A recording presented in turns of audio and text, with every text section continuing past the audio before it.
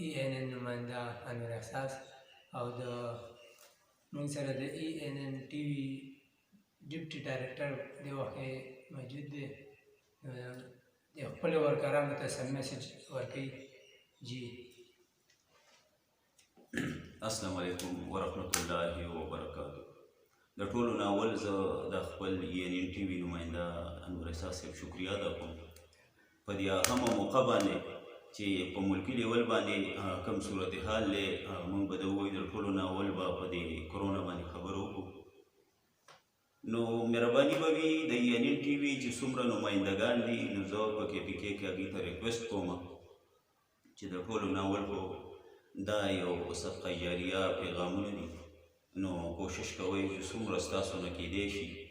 نو عوام چې کوم دي د دې خبرو نه آګاه ساتئ نو مهرباني به وي زموږ د ملک خلکو ته به پیدا وي چونکې زموږ په ملک کې غریبي ډېره ده نو په سختۍ سره حکومت هم مجبوره دی لاکډاون نشي کولی کو کوي نو بیا هم خلک چې کوم دی احتجاجونه او چغې جوړوي نو په دغې بنیاد په دې ډول خپل اکټیویټیز وچلوئ چې عوام دې د کار سره سره خپل حفاظت خامخا وکړي. دویمه دا زما د خپلو KPK کې چې زموږ د ENN TV څومره ورکران کار کوي زما هغوی ته دا درخواست دی چې په خپل کار کې تاسو مهرباني کوئ کوشش کوئ چې بې ځایه په چا الزام ونه لګوئ داسې یو خبره چې تاسو سره په خپله د هغې ټوس ثبوت نه وي نو په هغې باندې به قطعاً په چا باندې داغ نه لګوئ خپل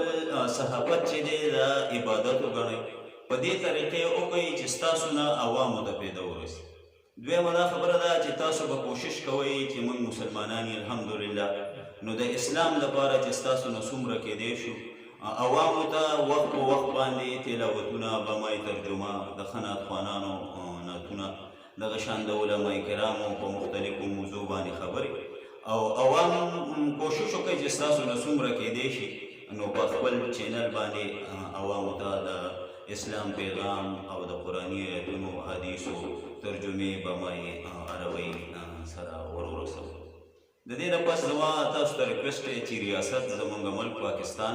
موږ په دې کې اوسېږو دا زموږ خاوره ده زموږ وطن دی الحمدلله د دې څخه زموږ محبت دی نو تاسو به مهرباني کوئ خپل صحافت په دې بنیاد کوئ چې د خپل ملک عزت او وقار بلاول زموږ صحافت د دې ملک دپاره دی د دې عوامو دپاره دی نو موږ به کوشش دا کوو چې د خپل ملک عزت وساتو. باقي پاتې شوه په ملک کې دننه ادارې او کمې زموږ محکمې چې دي نو بېشکه چې په هر ځای کې لږ ډېر کمې په هر چا کې وي که هغه چې انسان وي نو موږ به اصلاحي پروګرامونه کوو داسې به نه کوو چې موږ د چا کمی په دې لیول باندې وښیو چې د هغه بېعزتۍ ته ورسي. د اسلام د دایرې دننه به حیا چې کوم ده یا په چا پرده راچول اول سټیپ دغه دی او بیا به د هغې نه پس دغه کس موقف ولي او کوشش پکې چې په اصلاحي طریقه باندې د معاشرې اصلاح وشي نه چې موږ د خپل یو معمولي خبر دپاره د بل د عزت سره لوبې وکړو. دریم نمبر زه خواست کوم چې زموږ په وطن کې هغه زنانه چې هغه حیادارې دي په خپلو کورونو کې ناستې دي او کوشش به کوئ چې د زنانو خلاف هېڅ قسم ستاسو نه داسې سلیقهیي یا داسې بیان یا داسې خبر شایع نه شي چې په هغې باندې زموږ د خویندو تورسرو یا زموږ د زنانو چې کوم د خپلو بچو دپاره د خپل کور دپاره محنت کوي په خپلو پټو په خپلو دوکانونو یا په ځینو داسې کارونو کې لکه چې هغه نوکرانې دي ټیچرانې دي یا کم بچي چې سکولونو ته ځي زموږ زنانه نو کوشش به دا کوو چې موږ به خپل نیشن سپورټ کوو